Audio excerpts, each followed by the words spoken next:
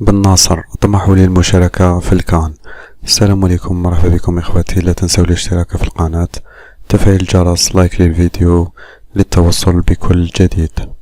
تحدث الدولي الجزائري ولاعب نادي AC ميلان الإيطالي إسماعيل بن ناصر عن هدفه بالتواجد مع المنتخب الوطني الجزائري في كأس إفريقيا المقبلة بكوت ديفوار. وقال إسماعيل بن ناصر: هدفي هو التواجد في كأس إفريقيا المقبلة، أتمنى أن أكون هناك لمساعدة زملائي. أضاف إسماعيل بن ناصر: موسيقى قبل المباراة، لا، الإسلام قبل كل شيء عندي، قبل عائلتي، زوجتي وأطفالي، الكل سيحاسب وحيدا، لذلك الأهم هو الدين، الباقي ثانوي.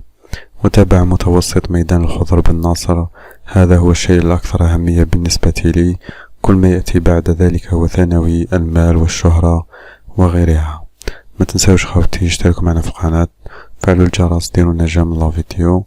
ربي يحفظكم إن شاء الله.